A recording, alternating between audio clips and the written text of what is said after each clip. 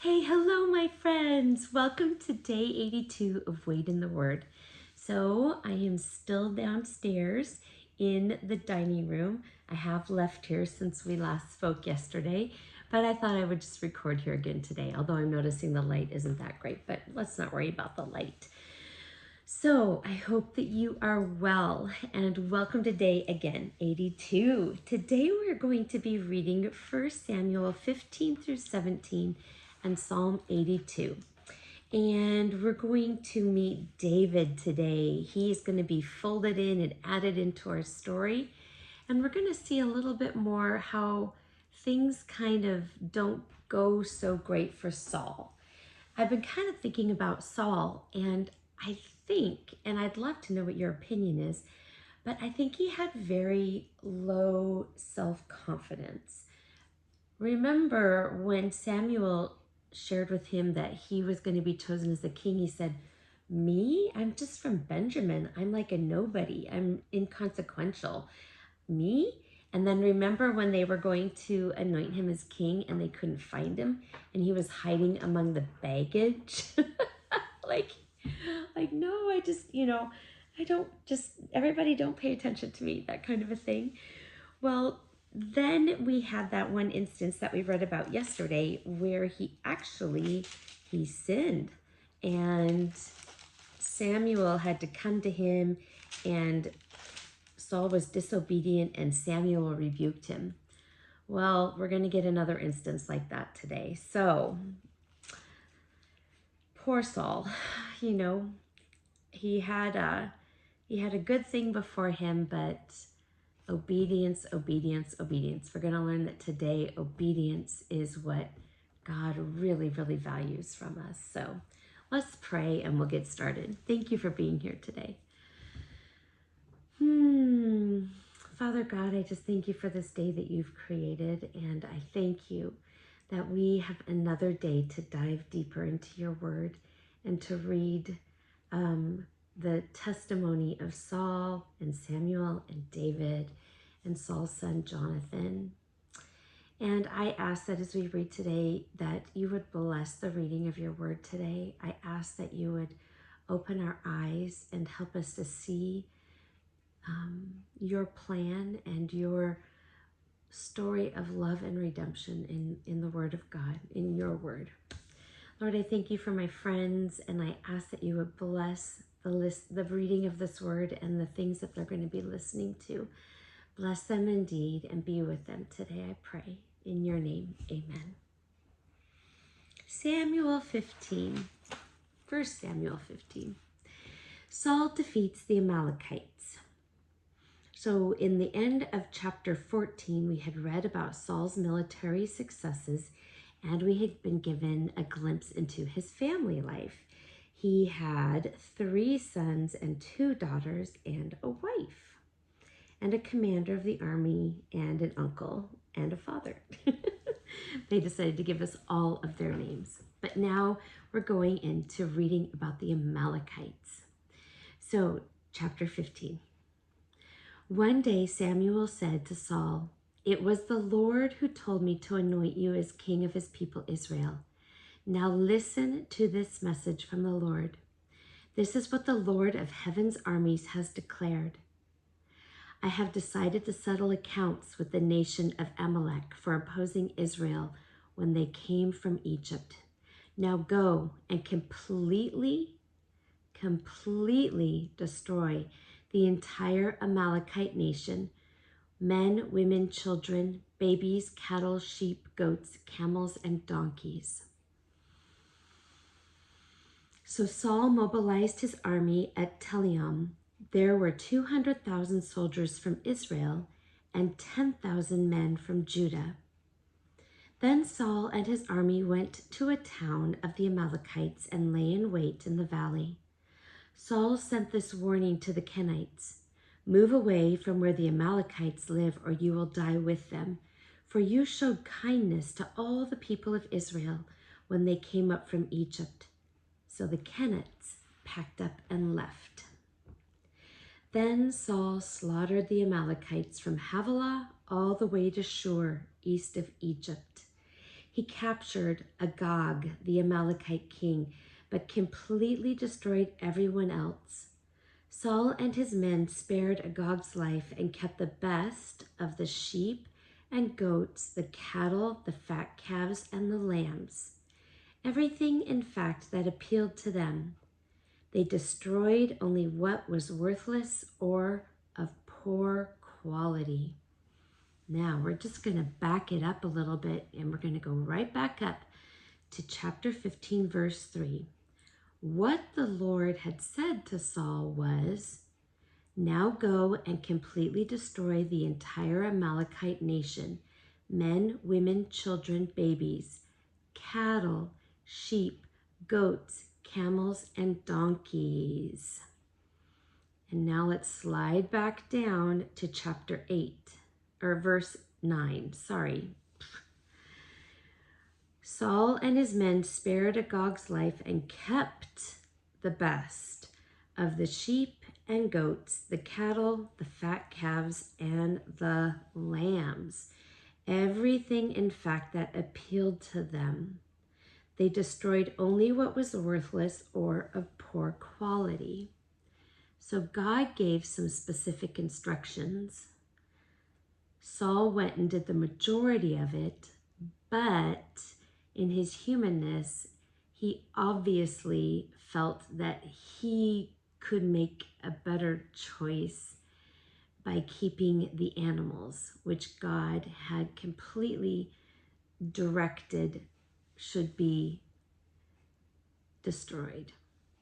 So let's hear what happens to Saul because of that choice, kind of thinking that he knew better than what God told him.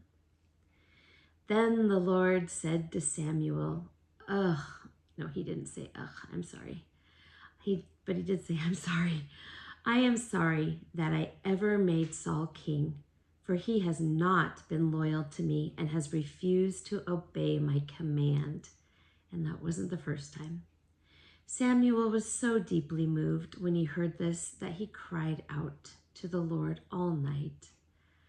Early the next morning, Samuel went to find Saul.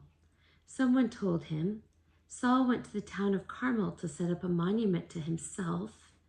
Then he went on to Gilgal. When Samuel finally found him, Saul greeted him cheerfully. "May the Lord bless you," he said. "I've carried out the Lord's command."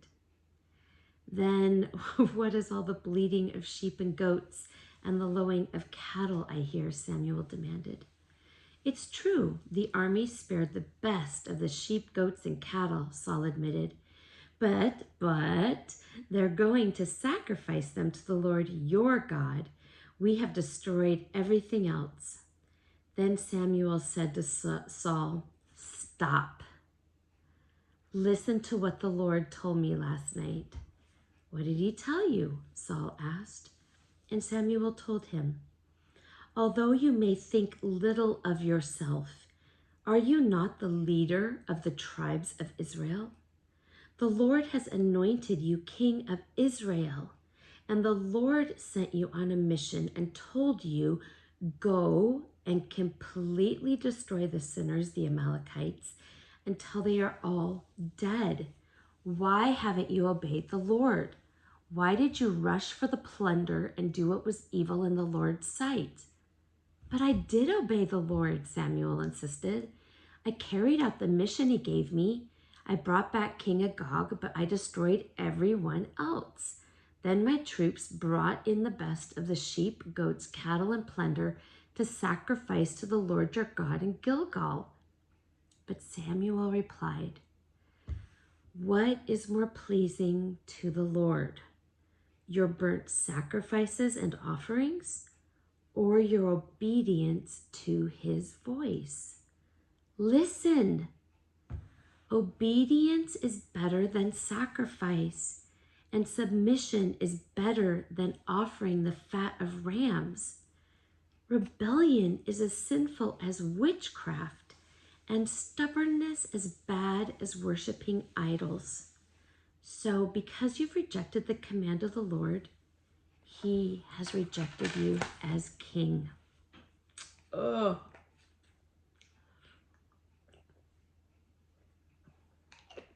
Wow, what a punch. Punch in the gut.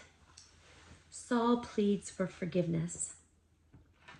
Then Saul admitted to Samuel, "Yes, I have sinned. I've disobeyed your instructions and the Lord's command, for I was afraid. Fear. Wow. I was afraid of the people and did what they demanded." Maybe not taking responsibility for his actions. "But now, please forgive my sin and come back with me so that I may worship the Lord." But Samuel replied, "I will not go back with you. Since you have rejected the Lord's command, he has rejected you as king of Israel." As Samuel turned to go, Saul tried to hold him back and tore the hem of his robe.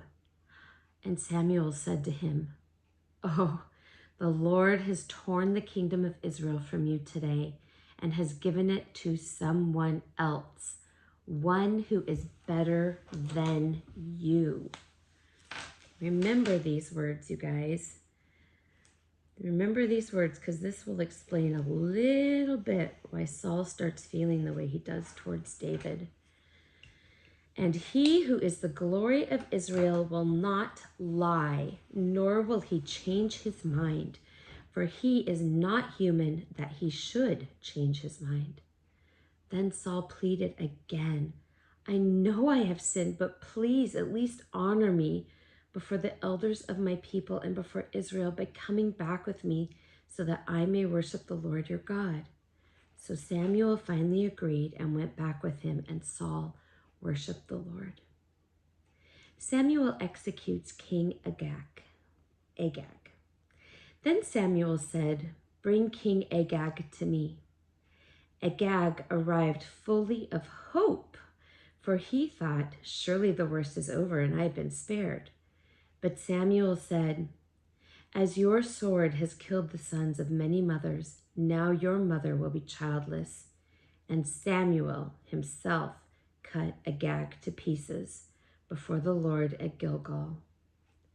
Then Samuel went home to Ramah, and Saul returned to his house at Gibeath of Saul. Samuel never went to meet with Saul again, but he mourned constantly for him. And the Lord was sorry that he had ever made Saul king of Israel. Chapter 16. Samuel anoints David as king. Now the Lord said to Samuel, "You have mourned long enough for Saul. I have rejected him as king of Israel, so fill your flask with olive oil and go to Bethlehem. There you will find a man named Jesse. I have selected one of his sons to be my king." But Samuel asked, "How can I do that? If Saul hears about it, he will kill me." "Take a heifer with you," the Lord replied, "and say that you have come to make a sacrifice to the Lord. Invite Jesse to the sacrifice, and I will show you which of his sons to anoint for me." So Samuel did as the Lord instructed. When he arrived at Bethlehem, the elders of the town came trembling to meet him. "What's wrong?" he asked. "Do you come in peace?" How would you like that to be your reputation? People see you coming and they're like, "What's wrong? Do you come in peace?" "Yes," Samuel replied, "I have come to sacrifice to the Lord. Purify yourselves and come with me to the sacrifice." Then Samuel performed the purification rite for Jesse and his sons and invited them to the sacrifice too. When they arrived, Samuel took one look at Eliab and thought, "Surely this is the Lord's anointed." But the Lord said to Samuel, "Don't judge by his appearance or height, for I have rejected him. The Lord doesn't see things the way you see them. People judge by outward appearance, but the Lord looks at the heart." I would highlight that, you guys. Don't judge by appearance or height, for I have rejected him. The Lord doesn't see things the way people see them. People judge by the outward appearance, but the Lord looks at the heart. Then Jesse told his son Abinadab to step forward and walk in front of Samuel. But Samuel said, "This is not the one the Lord has chosen." Next, Jesse summoned Shimea, but Samuel said, "Neither is this the one that the Lord has chosen." In the same way, all 7 of Jesse's sons were presented to Samuel. But Samuel said to Jesse, "The Lord has not chosen any of these." Then Samuel asked, "Are these all the sons that you have?" "They're still the youngest," Jesse replied, "but he's out in the fields watching the sheep and goats." "Send for him at once," Samuel said. "We will not sit down to eat until he arrives." So Jesse sent for him.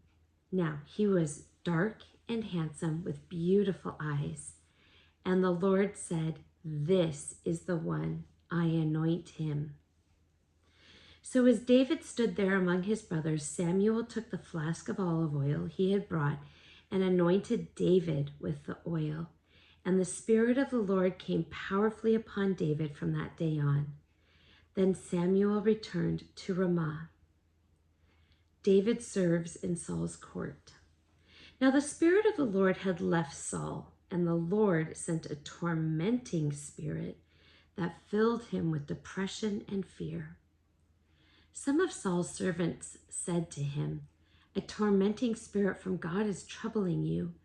Let us find a good musician to play the harp whenever the tormenting spirit troubles you. He will play soothing music and you will soon be well again." "All right," Saul said, "find me someone who plays well and bring him here." One of the servants said to Saul, "One of Jesse's sons from Bethlehem is a talented harp player. Not only that, he's a brave warrior, a man of war, and has good judgment. He's also a fine-looking young man, and the Lord is with him." So Saul sent messengers to Jesse, saying, "Send me your son David the shepherd." Jesse responded by sending David to Saul, along with a young goat, a donkey loaded with bread, and a wineskin full of wine. So David went to Saul and began serving him. Saul loved David very much, and David became his armor bearer. David became his armor bearer. I think we should highlight that because later on Saul is going to want David to wear his armor. Then Saul sent word to Jesse asking, "Please let David remain in my service, for I am very pleased with him." And whenever the tormenting spirit from God troubled Saul, David would play the harp. Then Saul would feel better, and the tormenting spirit would go away. Goliath challenges the Israelites, chapter 17. The Philistines now mustered their army for battle and camped between Socoh in Judah and Azekah at Ephesdammim. Okay. Saul countered by gathering his Israelite troops near the valley of Elah. So the Philistine and Israelites faced each other on opposite hills with the valley between them. Then Goliath, a Philistine champion from Gath, came out of the Philistine ranks to face the forces of Israel. He was over 9 feet tall. He wore a bronze helmet, and his bronze coat of mail weighed 125 pounds. He also wore bronze leg armor, and he carried a bronze javelin on his shoulder. The shaft of his spear was as heavy and thick as a weaver's beam, tipped with an iron spearhead that weighed 15 pounds. His armor bearer walked ahead of him carrying a shield. Goliath stood and shouted a taunt across to the Israelites. "Why are you all coming out to fight?" he called. "I am the Philistine champion, but you are only the servants of Saul. Choose one man to come down here and fight me. If he kills me, then we will be your slaves. But if I kill him, you will be our slaves. I defy the armies of Israel today. Send me a man who will fight me." When Saul and the Israelites heard this, they were terrified and deeply shaken. Jesse sends David to Saul's camp. Now David was the son of a man named Jesse, an Ephrathite from Bethlehem in the land of Judah. Jesse was an old man at that time, and he had 8 sons. Jesse's 3 oldest sons, Eliab, Abinadab, and Shimea, had already joined Saul's army to fight the Philistines. David was the youngest son. His 3 oldest brothers stayed with Saul's army, but David went back and forth so he could help his father with the sheep in Bethlehem. For 40 days, there's the number 40, every morning and evening the Philistine champion strutted in front of the Israelite army. One day, Jesse said to David, "Take this basket of roasted grain and these 10 loaves of bread and carry them quickly to your brothers, and give these 10 cuts of cheese to their captain. See how your brothers are getting along and bring back a report on how they're doing." David's brothers were with Saul and the Israelite army at the valley of Elah fighting against the Philistines. So David left the sheep with another shepherd and set out early the next morning with the gifts, as Jesse had directed him. He arrived at the camp just as the Israelite army was leaving the battlefield with shouts and battle cries. Soon the Israelite and Philistine forces stood facing each other, army against army. David left his things with the keeper of the supplies and hurried out to the ranks to greet his brothers. As he was talking with them, Goliath the Philistine champion from Gath came out from the Philistine ranks. Then David heard him shout his usual taunt to the army of Israel. As soon as the Israelite army saw him, they began to run away in fright. "Have you seen the giant?" the men asked. "He comes out each day to defy Israel. The king has offered a huge reward to anyone who kills him. He will give that man one of his daughters for a wife, and the man's entire family will be exempt from paying taxes." David asked the soldier standing nearby, "What will a man get for killing the Philistine and ending his defiance of Israel? Who is this pagan Philistine anyway, that he is allowed to defy the armies of the living God?" And these men gave David the same reply. They said, "Yes, that is the reward for killing him." But when David's oldest brother, Eliab, heard David talking to the men, he was angry. "What are you doing around here anyway?" he demanded. "What about those few sheep you're supposed to be taking care of? I know about your pride and deceit. You just want to see the battle." "What have I done now?" David replied. "I was only asking a question." He walked over to some others and asked them the same thing and received the same answer. Then David's question was reported to King Saul, and the king sent for him. David kills Goliath. "Don't worry about this Philistine," David told Saul. "I'll go fight him." "Don't be ridiculous," Saul replied. "There's no way you can fight this Philistine and possibly win. Why, you're only a boy, and he's been a man of war since his youth." But David persisted. "I have been taking care of my father's sheep and goats," he said. "When a lion or a bear comes to steal a lamb from the flock, I go after it with a club and rescue the lamb from its mouth. If the animal turns on me, I catch it by the jaw and club it to death. I've done this to both lions and bears, and I'll do it to this pagan Philistine too, for he has defied the armies of the living God. The Lord who rescued me from the claws of the lion and the bear will rescue me from the Philistine." Saul finally consented. "All right, go ahead," he said, "and may the Lord be with you."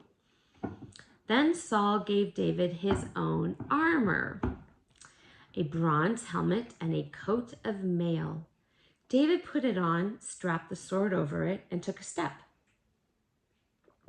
or two to see what it was like, for he had never worn such things before. "I can't go in these," he protested to Saul. "I'm not used to them." So David took them off again.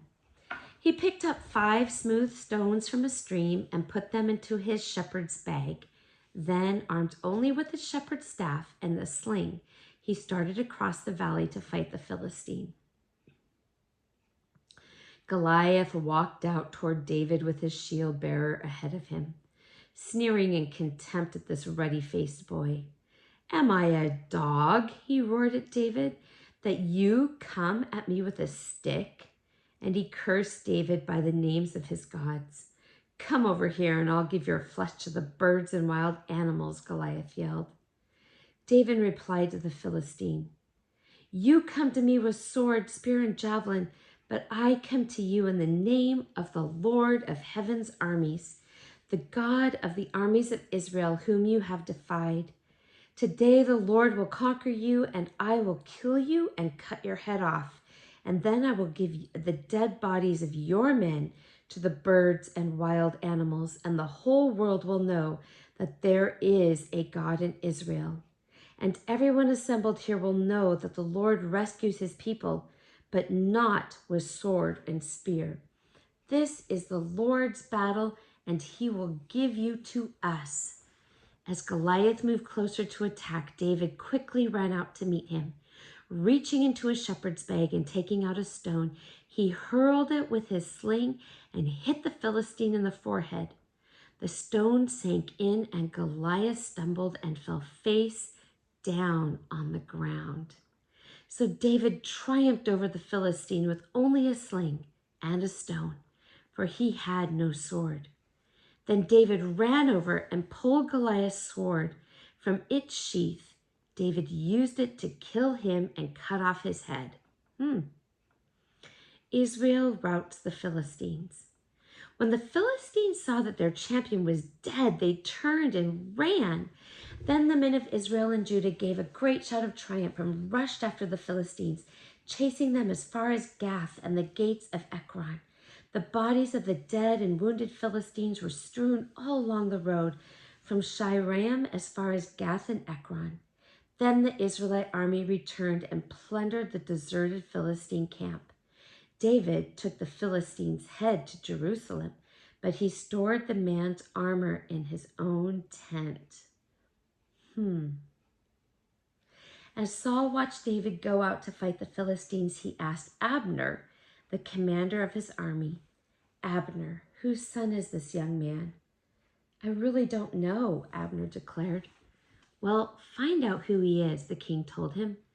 As soon as David returned from killing Goliath, Abner brought him to Saul with the Philistine's head still in his hand. "Tell me about your father, young man," Saul said. And David replied, "His name is Jesse, and we live in Bethlehem." All right, let's turn to Psalm. Sorry, I forgot you guys. Psalm 82. Okay. Psalm 82. A psalm of Asaph. God presides over heaven's court. He pronounces judgment on the heavenly beings. How long will you hand down unjust decisions by favoring the wicked? Give justice to the poor and the orphan. Uphold the rights of the oppressed and the destitute. Rescue the poor and helpless. Deliver them from the grasp of evil people. But these oppressors know nothing. They are so ignorant. They wander about in darkness while the whole world is shaken to the core. I say, you are gods. You are all children of the Most High, but you will die like mere mortals and fall like every other ruler. Rise up, O God, and judge the earth, for all the nations belong to you.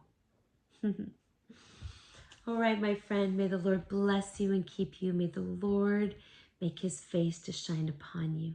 May the Lord lift up his countenance upon you and give you peace. Thank you for joining me today, and God bless your day with such good things. I love you, and I will see you tomorrow.